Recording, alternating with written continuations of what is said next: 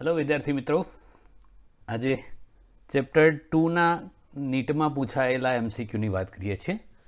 Normally chapter 2 માંથી 2 થી લઈને 3 एमसीक्यू પૂછાતા હોય છે। આપણે અગાઉ વાત કરેલી એ પ્રમાણે ચેપ્ટર 1 અને ચેપ્ટર 2 એ બંને કમ્બાઇન્ડ એક ટોપિક છે જેને ઇલેક્ટ્રોસ્ટેટિક્સ એટલે કે સ્થિત વિદ્યુત શાસ્ત્ર કહેવાય છે। અને એ બંનેનું કમ્બાઇન્ડ થઈને એવરેજ 2 થી લઈને 4 સુધીના ક્વેશ્ચનો પૂછાતા હોય છે। મિનિમમ 2 તો ખરા જ। તો આ ચેપ્ટરમાંથી 2 થી 3 ક્વેશ્ચન પૂછાય છે। પહેલો ક્વેશ્ચન આપણે કરીએ છીએ। 400 વોલ્ટ સુધી વિદ્યુત ભારિત કરેલા 4 માઇક્રોફેરેડેના કેપેસિટરને 1 કિલો ઓહ્મના અવરોધ સાથે જોડીને પરિપથ પૂર્ણ કરતા તેમાં ઉદ્ભવતી ઉષ્મા ઉર્જા ખાલી જગ્યા થાય। તો મિત્રો, કેપેસિટર છે એને સૌથી પહેલાં તો એક બેટરી સાથે જોડવાનું, 400 વોલ્ટ સુધી ચાર્જ કરવાનું। કેપેસિટર ફૂલ ચાર્જ થઈ જાય એટલે એમાં સંગ્રહાયેલી ઉર્જા હાફ CV² જેટલી હોય। હવે ફૂલ ચાર્જ થઈ જાય પછી બેટરી હટાવી દેવાની અને એના સ્થાને એક અવરોધ જોડી દેવાનો। તો આ રીતે અવરોધ જોડો એટલે પરિપથ પૂર્ણ થાય એટલે રૈવાજિક વિદ્યુત પ્રવાહ છે આ રીતે વહેવા લાગે।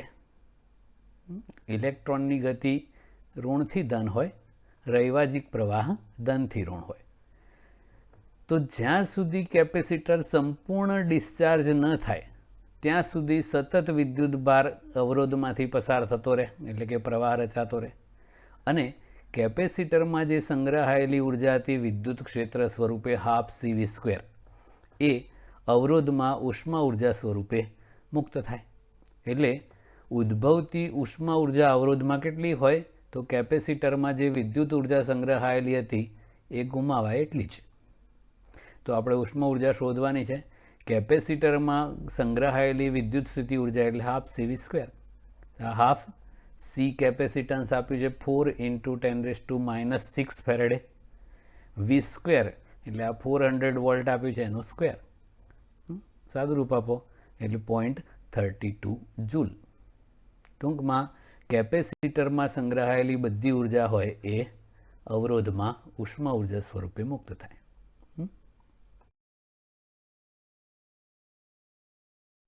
સેકન્ડ ક્વેશ્ચન છે હવે, સપાટી ઉપર 80 વોલ્ટ સુધી વિદ્યુત સ્થિતિમાન મળે ત્યાં સુધી વિદ્યુત ભારિત કરેલા એક પોલા ગોળાના કેન્દ્ર પર વિદ્યુત સ્થિતિમાન ખાલી જગ્યા થાય। તો મિત્રો, આપણને ખબર છે કે પોલો ગોળો એટલે કે કવચ હોય એમાં અંદર વિદ્યુત સ્થિતિમાનનું મૂલ્ય સપાટી પર જેટલું હોય એટલું જ હોય છે, એક સમાન। કેન્દ્રથી લઈને સપાટી સુધી બધે જ વિદ્યુત સ્થિતિમાનનું મૂલ્ય એક સરખું હોય, KQ/R એટલે કે સપાટી પર હોય એટલું જ 80 વોલ્ટ। પછી બહાર જાવ એમ KQ/r અનુસાર ઘટતું જાય, પણ અંદર અને સપાટી પર સ્થિતિમાન સરખું હોય। વિદ્યુત ક્ષેત્ર એવું નથી, વિદ્યુત ક્ષેત્ર અંદર 0 હોય, સપાટી પર મહત્તમ હોય। પછી KQ/R² પ્રમાણે વિદ્યુત ક્ષેત્ર ઘટતું જાય, પણ વિદ્યુત સ્થિતિમાન છે એ અંદર અને સપાટી પર સરખું હોય। ઓકે, તો આ 2 પોઈન્ટ યાદ રાખવાના છે। નેક્સ્ટ, આકૃતિમાં દરેક કેપેસિટરનું કેપેસિટન્સ 25 માઇક્રોફેરેડે છે અને DC વોલ્ટમીટરનું અવલોકન 200 વોલ્ટ છે। તો કેપેસિટરની પ્લેટ પરનો વિદ્યુત ભાર ખાલી જગ્યા થાય। તો મિત્રો, અહીંયા આ 2 કેપેસિટર સાથે સમાંતરમાં વોલ્ટમીટર જોડેલું છે।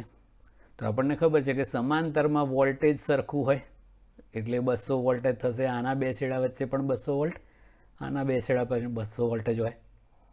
હવે ધન પ્લેટ ઉપર ધન વિદ્યુત ભાર હોય, કેપેસિટન્સ આપ્યું છે, વોલ્ટેજ આપ્યું છે એટલે Q = CV કેપેસિટન્સની વ્યાખ્યા પ્રમાણે C = Q/V માટે Q = CV। તો C 25 માઇક્રોફેરાડે છે એટલે 25 × 10⁻⁶ ફેરાડે ગુણ્યા વોલ્ટેજ 200 વોલ્ટ છે એટલે 5 × 10⁻³ કુલમ। ઋણ પ્લેટ ઉપરનો વિદ્યુતભાર -CV હોય એટલે કે -5 × 10⁻³ કુલમ હોય। એટલે આના પર જેટલો વિદ્યુતભાર હોય અહીંયા ઋણ પ્લેટ ઉપર એટલો જ ધન પ્લેટ ઉપર હોય, પણ સંજ્ઞા +- હોય, બસ। ઓકે,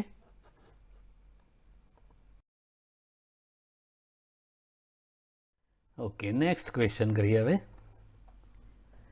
6 માઇક્રોફેરેડે કેપેસિટરનું વિદ્યુત સ્થિતિમાન 10 વોલ્ટથી વધારીને 20 વોલ્ટ કરતાં તેની ઉર્જામાં થતો વધારો ખાલી જગ્યા થાય.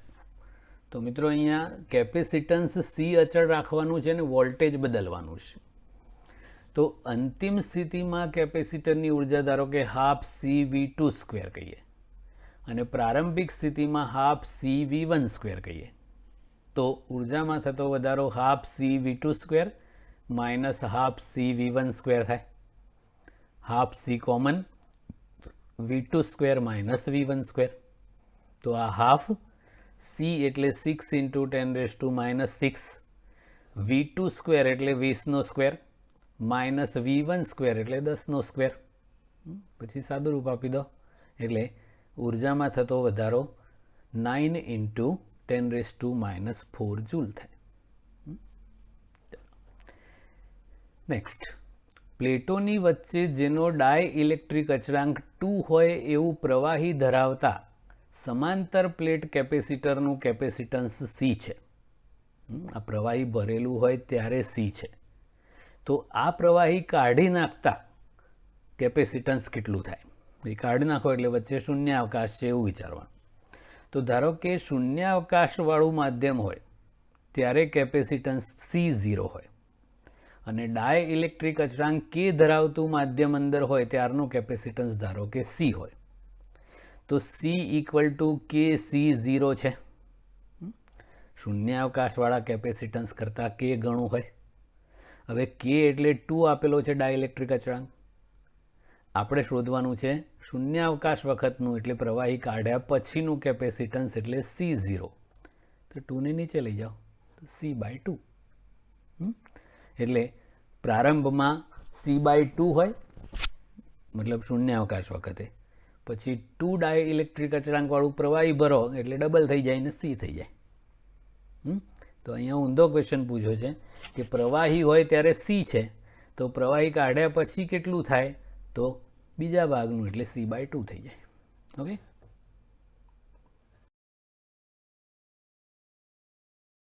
હવે એક સરસ ધ્યાન રાખવા લાયક ક્વેશ્ચન છે, બરાબર ધ્યાન આપજો. આકૃતિમાં બિંદુઓ X અને Y વચ્ચેનું સમતુલ્ય કેપેસિટન્સ માઇક્રોફેરેડેમાં ખાલી જગ્યા થાય. તો આ X અને Y વચ્ચેનું સમતુલ્ય કેપેસિટન્સ આપણે શોધવું છે. તો સૌથી પહેલાં આપણે આ પરિપથનો એક સમતુલ્ય પરિપથ બનાવવાનો છે. તો બરાબર ધ્યાન આપવાનું, આવા 5 કેપેસિટરવાળું આ રીતની રચના હોય તો જ્યાં બબ્બે કેપેસિટર જોઈન્ટ થતા હોય, અહીંયા 2 થાય છે ને, હા C1 અને C3, એ જ રીતે અહીંયા પણ 2 થાય છે C4 અને C2. તો એવા બબ્બે કેપેસિટર જ્યાં હોય આ A અને D બિંદુએ એમને 2 બાજુ રાખવાના. બબ્બેવાળા અહીંયા અને અહીંયા રાખી દીધા. અને જ્યાં 3 કેપેસિટર જોઈન્ટ થતા હોય, દાખલા તરીકે આ C બિંદુ છે ત્યાં આ C3, C5 અને C4 જોઈન્ટ થાય છે. એ જ પ્રમાણે આ B બિંદુ છે ત્યાં C5, C2 અને C1 થાય છે. તો એવા 3 કેપેસિટર જે બિંદુએ મળતા હોય એ બિંદુઓને ઉપર નીચે રાખવાના. 2 હોય એને આજુબાજુ અને 3 હોય એને ઉપર નીચે. ઓકે, અને પછી એક કેપેસિટર લેવાનું અને એ કોની વચ્ચે જોડાયેલું છે એ પ્રમાણે આપણે જોડી દેવાનું. તો આ બિંદુ A છે, આ D છે, આ B છે અને આ C છે. ઓકે, હવે જુઓ, તો પહેલાં આપણે કેપેસિટર C1 લઈએ. કોની વચ્ચે જોડેલું છે? તો A અને B વચ્ચે. તો આ A અને B વચ્ચે C1 જોડી દીધું. પછી C2ની વાત કરીએ તો C2 છે કોની વચ્ચે જોડેલું છે? તો B અને D વચ્ચે. તો એ C2 છે કોની વચ્ચે જોડવાનું? તો આ B અને D વચ્ચે. ઓકે, પછી C3 છે એ કોની વચ્ચે છે? તો A અને C વચ્ચે.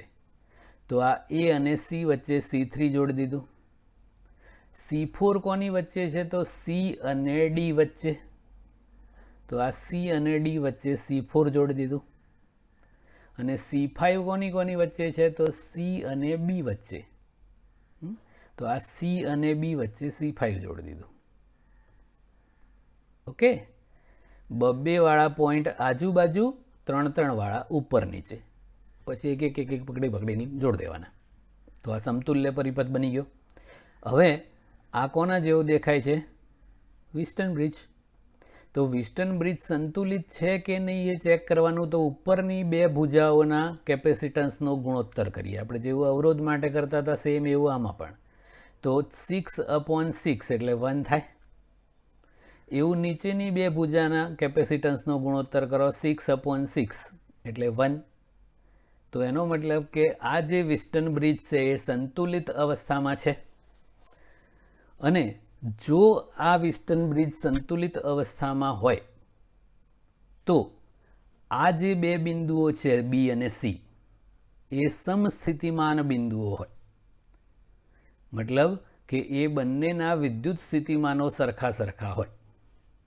અને જો વિદ્યુત સ્થિતિમાન સરખા હોય તો વિદ્યુત સ્થિતિમાનનો તફાવત 0 થાય. તો આ જે કેપેસિટર C5 છે એ ચાર્જ જ ના થાય.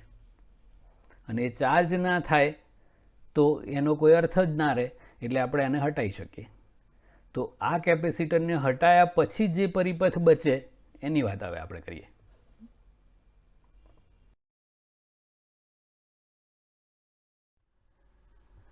તો આપણે જોઈએ એ પ્રમાણે વિસ્ટન બ્રિજ સંતુલિત અવસ્થામાં હોય એટલે આ B અને C આ 2 બિંદુઓ સમસ્થિતિમાન બિંદુ થઈ ગયા. એટલે એ 2 વચ્ચે વિદ્યુત સ્થિતિમાનનો તફાવત 0 થઈ જાય. એટલે અહીંયા જે C5 કેપેસિટર હતું એનો કોઈ રોલ ના હોય, એટલે એને આપણે હટાવી દીધું. હવે આ એનો સમતુલ્ય પરિપથ બની ગયો. હવે અહીંયા C1 અને C2 એ બંને શ્રેણીમાં છે. તો એનું સમતુલ્ય કેપેસિટન્સ C6 કહીએ. તો C1 C2/C1 + C2, 6 × 6/6 + 6 એટલે 3 માઇક્રોફેરાડે થાય. એવી જ રીતે આ C3 અને C4 પણ શ્રેણીમાં છે. એ બંનેનું સમતુલ્ય કેપેસિટન્સ C7 કહીએ. તો એ પણ 6 × 6/6 + 6 એટલે 3 માઇક્રોફેરાડે થાય. હવે આ X અને Y વચ્ચે આ 2 C6 અને C7 કેપેસિટર સમાંતરમાં છે. તો એ બેનું સમતુલ્ય કેપેસિટન્સ એટલે C6 + 7 એટલે 3 + 3 એટલે 6 માઇક્રોફેરાડે એટલે આખા પરિપથનું સમતુલ્ય કેપેસિટન્સ. તો મેઇન વસ્તુ છે કે આપણને જે પરિપથ આપ્યો છે એનો સમતુલ્ય પરિપથ બનાવવાનો. પછી એ વિસ્ટન બ્રિજ જેવો છે, સમતુલ્ય છે, એટલે વચ્ચેનું કેપેસિટર હટાવી દેવાનું અને સમતુલ્ય શોધી કાઢવાનું. મૌખિક પણ થઈ જાય પછી. ઓકે, MCQ નંબર 7 છે. એક કેપેસિટરને બેટરી સાથે જોડતા તે U જેટલી વિદ્યુત સ્થિતિ ઉર્જા પ્રાપ્ત કરે છે. આપણને ખબર છે 12 CV² જેટલી હોય ને. હવે એને બેટરીથી દૂર કરીને એવા જ બીજા એક વિદ્યુત ભાર વિહીન કેપેસિટર સાથે સમાંતર જોડતા દરેકમાં સંગ્રહ પામતી વિદ્યુત સ્થિતિ ઉર્જા ખાલી જગ્યા થાય. તો મિત્રો, પહેલાં જ્યારે આપણે બેટરી સાથે એને જોડ્યું ત્યારે એની ઉર્જા 12 CV² થાય, અથવા તો આ રીતે પણ કહી શકાય Q²/2C જેટલી થાય. હવે એ કેપેસિટર ફૂલ ચાર્જ થઈ ગયા પછી એને બીજા એક વિદ્યુત ભાર વિહીન ખાલી કેપેસિટર સાથે જોડી દીધું. તો નેચરલી વિદ્યુત ભાર છે એ ફૂલ ચાર્જ કેપેસિટરમાંથી ખાલી કેપેસિટરમાં વહન પામશે. ક્યાં સુધી? તો બંનેનું વિદ્યુત સ્થિતિમાન સરખું થાય ત્યાં સુધી. અને અહીંયા બંને કેપેસિટન્સના મૂલ્યો પણ સરખા છે, એટલે નેચરલી બેમાં અડધો વિદ્યુત ભાર વહેંચાઈ જાય. તો પહેલાં જે ધન પ્લેટ પરનો વિદ્યુત ભાર +Q હતો એ હવે +Q/2 વહેંચાઈ ગયો. એટલે એ કોઈ પણ એક કેપેસિટરની આપણે વાત કરીએ તો નવો વિદ્યુત ભાર છે એ Q/2 થાય. એ આપણે સૂત્રથી પણ કહી શકીએ. વિદ્યુત સ્થિતિમાનનો તફાવત બેનો સરખો એ અડધો હોય. સી અચળ છે એટલે CV/2 અથવા Q/2 કહેવાય છે. એમને મેં ખબર પડી જાય કે અડધો અડધો વહેંચાઈ જાય. હવે દરેક કેપેસિટરની ઉર્જા શોધવી છે. તો ધારો કે આની ઉર્જા U ડેશ શોધીએ તો હાફ Q²/2C થાય. કેપેસિટન્સ તો પહેલાં C હતું, અત્યારે એ C જ છે, પણ નવો વિદ્યુત ભાર કેટલો થયો? Q/2, તો એનો હોલ સ્ક્વેર એટલે Q²/2C. પણ આ Q²/2C છે, આ હાફનું અંદર રાખ્યું અને આ જે 4 છે એ બહાર લઈ લીધેલો છે એટલે આ Q²/2C થયું. તો Q²/2C છે એ તો આખું જે ફૂલ ચાર્જ કેપેસિટર હતું એની ઉર્જા પ્રારંભમાં હતી તે હતી U. તો આ U/4 થઈ જાય. આની U/4 હોય, આની પણ U/4 હોય. તો મિત્રો આમાંથી 3 MCQ બને છે. પહેલાં તો આ પોતે જ કે પ્રત્યેક કેપેસિટરની ઉર્જા કેટલી થાય? તો U/4, પ્રારંભિક ઉર્જાની ચોથા ભાગની. પછી એવું પૂછે કે આખા તંત્રની કુલ ઉર્જા કેટલી થાય? તો આની U/4 છે, આની U/4 છે, એટલે આખા તંત્રની એટલે બંને કેપેસિટર્સની કુલ ઉર્જા કીધી હોય તો U/2 થાય. ત્રીજો MCQ એવું પૂછે કે આ રીતે જોડાણ કરવામાં આવે તો કેટલી ઉર્જાનો વ્યય થાય?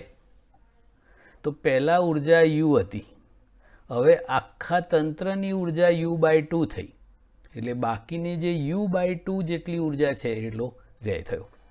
એ વિદ્યુતભાર આમાંથી આમાં વહેતો હોય એ દરમિયાન ઉષ્મા ઉર્જા સ્વરૂપે અડધી ઉર્જાનો વ્યય થઈ જાય છે. ઓકે, એટલે આ 3 MCQ યાદ રાખવાની. પ્રત્યેક કેપેસિટરની ઉર્જા U/4, આખા તંત્રની U/2 અને વ્યય થતી ઉર્જા હોય તો પણ U/2.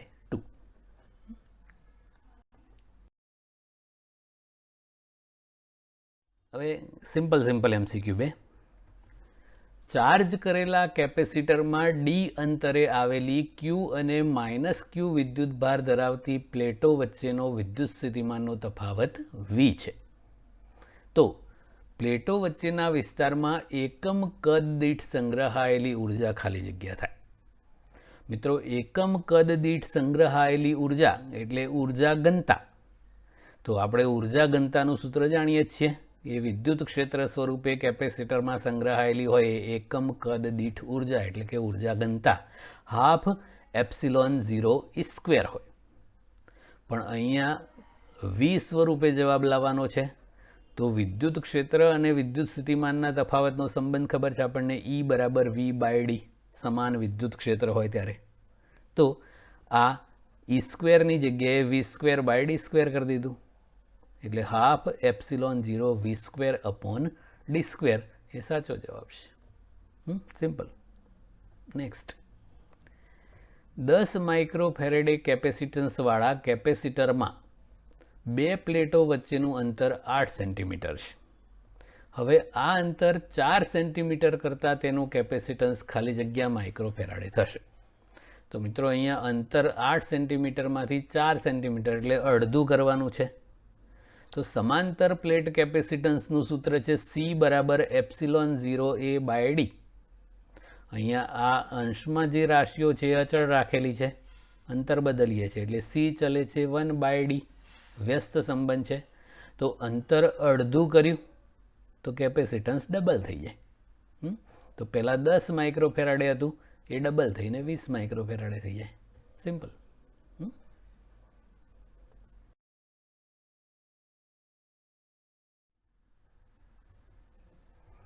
Okay, simple MCQ. કેપેસિટરમાં સંગ્રહ પામતી ઉર્જા. તો મિત્રો એના 3 સૂત્રો છે. એક ½ CV², બીજું ½ VQ અને ત્રીજું Q²/2C. તો અહીંયા ½ VQ અથવા ½ QV એ સાચો જવાબ છે. આ કેપેસિટરમાં સંગ્રહ પામતી ઉર્જા છે, વિદ્યુત ક્ષેત્ર સ્વરૂપે સંગ્રહ પામે. ઓકે, C1 કેપેસિટન્સવાળા કેપેસિટરને V જેટલા વોલ્ટેજે ચાર્જ કર્યા બાદ બેટરી દૂર કરીને C2 કેપેસિટન્સવાળા બીજા વિદ્યુતભાર વિહીન કેપેસિટર સાથે સમાંતરમાં જોડવામાં આવે તો આ જોડાણને સમાંતર વિદ્યુત સ્થિતિમાનનો તફાવત કેટલો બનશે? મિત્રો, જો બંને કેપેસિટર સેમ સાઇઝના હોય CC વાળા તો વિદ્યુત ભાર અડધો અડધો હોય અને વિદ્યુત સ્થિતિમાનનો તફાવત પણ અડધો અડધો, એટલે ટોટલ V/2 થાય.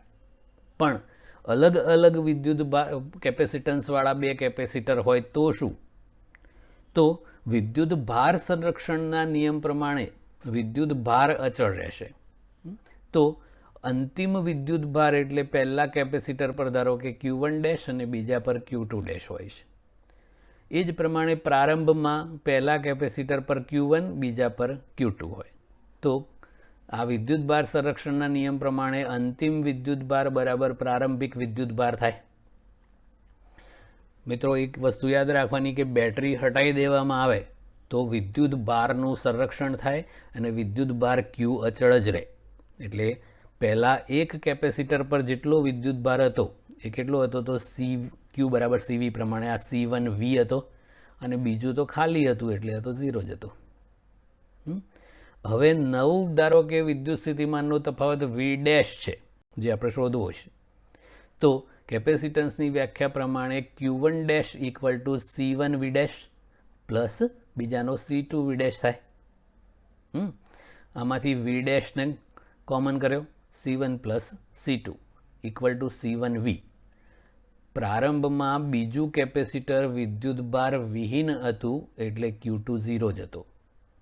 ઓકે, હવે એમાંથી V1' ને કરતા બનાવી દો તો આ નીચે જતું રહે. તો C1/C1 પ્લસ C2 × V. તો આ નવો વિદ્યુત સ્થિતિમાનનો તફાવત. જો બે કેપેસિટર સરખા હોત તો આ C/C પ્લસ C એટલે આ VC/2C એટલે V/2 થાત. પણ અલગ અલગ મૂલ્યના કેપેસિટન્સ હોય તો વિદ્યુત સ્થિતિમાનનો તફાવત ફાઇનલી આવો મળે. ઓકે,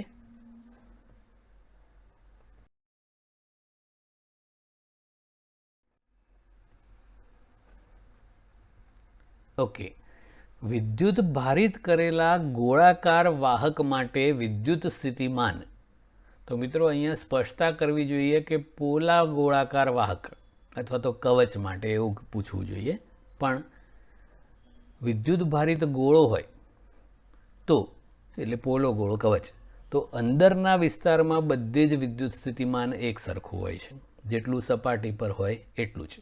એટલે આ V ઇનસાઇડ અને V સરફેસ એ બધે એક જ સરખું હોય કે Q/R. એ કેપિટલ R છે એ ગોળાકાર વાહકની ત્રિજ્યા છે. બહાર જાઓ એમ પછી અંતરના વ્યસ્ત પ્રમાણમાં ઘટતું જાય. ઓકે, ધ્યાન આપજો. એક બહુ જ મહત્વનો ક્વેશ્ચન છે. L જેટલી બાજુની લંબાઈ ધરાવતા સમઘનના દરેક શિરોબિંદુ પર -Q જેટલો બિંદુવત વિદ્યુતભાર મૂકેલો છે. આકૃતિમાં છે એ પ્રમાણે 8 શિરોબિંદુ પર. જો તેના કેન્દ્ર પર q જેટલો બિંદુવત વિદ્યુતભારની અહીંયા મૂક્યો કેન્દ્ર પર, તો એની વિદ્યુત સ્થિતિ ઉર્જા ખાલી જગ્યા હશે. તો સૌથી પહેલાં આપણે કેન્દ્ર પર પરિણામી વિદ્યુત સ્થિતિમાન શોધી કાઢીશું આ બધાના લીધે. અને આપણને ખબર છે કે U બરાબર QV, એટલે એ વિદ્યુત સ્થિતિમાનને આ વિદ્યુતભાર Q વડે ગુણીએ એટલે આપણને વિદ્યુત સ્થિતિ ઉર્જા મળી જશે. તો સૌથી પહેલાં તો કોઈ પણ એક વિદ્યુતભાર વડે કેન્દ્ર પરનું સ્થિતિમાન શોધવા માટે આટલું અંતર આપણે શોધવું પડશે. શિરોબિંદુથી કેન્દ્ર પર આવેલા Q વિદ્યુતભાર જે છે C બિંદુ ત્યાં સુધીનું અંતર. તો આ જે તળિયું છે એના આ બંનેની લંબાઈ L એટલે તળિયાના વિકર્ણની લંબાઈ √2L થાય. ઓકે, પછી આ √2L છે અને આ L છે, એટલે આખા સમઘનના વિકર્ણની લંબાઈ થાય √3L. વર્ગોના સરવાળાનું વર્ગમૂળ કરી દેવાનું. √2L² પ્લસ L² એટલે √3L આટલું વિકર્ણની લંબાઈ થાય.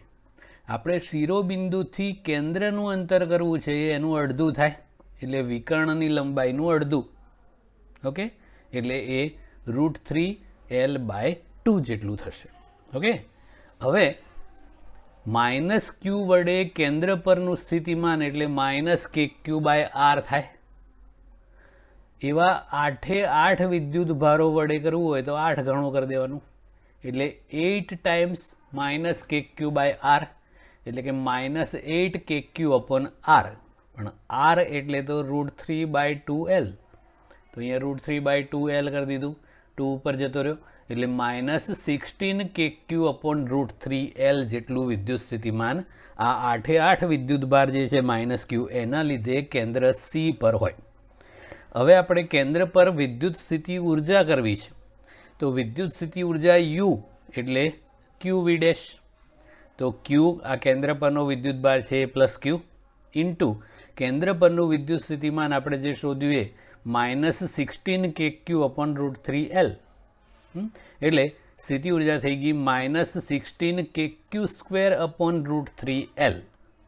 આ કે સ્વરૂપે થઈ, પણ આપણને અહીંયા આન્સર્સ બધા ε0 સ્વરૂપે આપ્યા છે, એટલે આપણે કેની જગ્યાએ મૂકી દઈએ 1/4πε0, તો -16/√3, કેની જગ્યાએ 1/4πε0 અને આ ક્યુ સ્ક્વેર અપોન L, તો આનું સાદુરૂપ આપી દીધું, તો -4q² અપોન √3πε0L. તો આ થઈ ગઈ કેન્દ્ર પરની ક્યુ વિદ્યુત ભારની વિદ્યુત સ્થિતિ ઉર્જા. ઓકે, તો મેઇન વસ્તુ આ છે, કેન્દ્ર અને શિરોબિંદુ વચ્ચેનું અંતર શોધવાનું. તો સમઘનની બાજુની લંબાઈ L, આ પણ L, એટલે વિકર્ણ તળિયાના વિકર્ણની લંબાઈ √2L થાય. હવે એ √2L અને આ L એ બેના વર્ગોના સરવાળાનું વર્ગમૂળ કરો એટલે √3L થાય. એ આખા સમઘનના વિકર્ણની લંબાઈ આવે. તો આપણે શિરોબિંદુથી કેન્દ્રનું અંતર એટલે અડધું થાય, એટલે √3L/2. તો એ કેન્દ્ર અને શિરોબિંદુ વચ્ચેનું અંતર R થયું.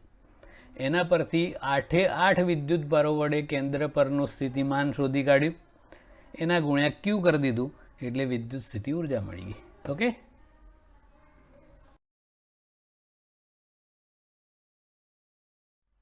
ક્વેશ્ચન નંબર 14 છે. હવે 4 માઇક્રોફેરેડેના 3 કેપેસિટર્સને કેવી રીતે જોડવાથી સમતુલ્ય કેપેસિટન્સ 6 માઇક્રોફેરાડે મળે? તો મિત્રો 4 માઇક્રોફેરાડેવાળા 3 છે, તો એના પાર્ટ પાડી દઈએ આપણે, કે 6 માઇક્રોફેરાડે જોઈએ છે, તો 4 + 2.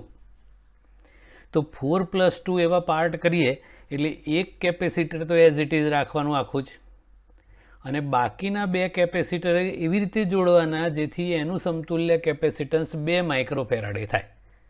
તો આપણને ખબર છે કે 2 શ્રેણીમાં જોડીએ તો એ બેનું સમતુલ્ય કેપેસિટન્સ C ડેશ કહીએ તો 4 × 4/4 + 4 એટલે 2 માઇક્રોફેરાડે થઈ જાય.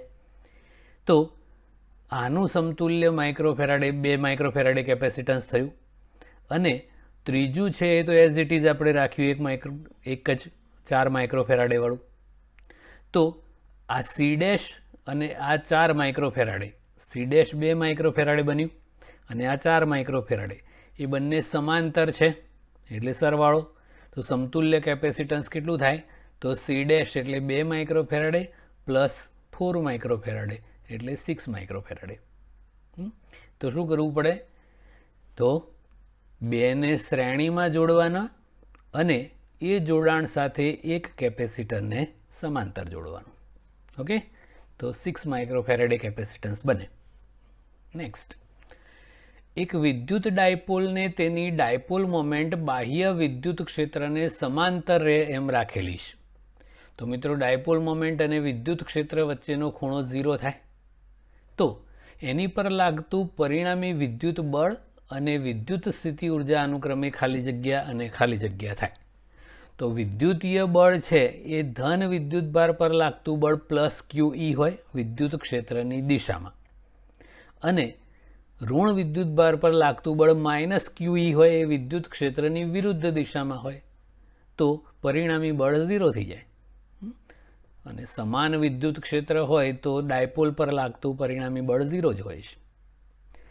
હવે વિદ્યુત સ્થિતિ ઉર્જાની વાત કરીએ તો આમાં જુઓ તો તરત આ જવાબ મળી જ ગયો, બળ 0, એવો એક જ કેસ છે. છતાંય આગળ કરીએ તો સ્થિતિ ઉર્જા કરવી હોય તો -PE cos θ, એટલે -PE cos 0, કારણ કે અહીંયા ડાયપોલ મોમેન્ટ અને વિદ્યુત ક્ષેત્ર સમાંતર એટલે θ 0 છે, અને cos 0 1 થાય એટલે -PE જેટલી લઘુત્તમ હોય. આપેલ જે પરિસ્થિતિ છે એ ડાયપોલની સામાન્ય સ્થિતિ છે, તો સ્થિતિ ઉર્જા લઘુત્તમ હોય. બળ 0 હોય, સામાન્ય સ્થિતિમાં હોય તો ટોર્ક પણ 0 હોય અને સ્થિતિ ઉર્જા લઘુત્તમ હોય. તો ડી જવાબ સાચો છે. Okay, that's it. બાકીનું નેક્સ્ટ ટાઈમ.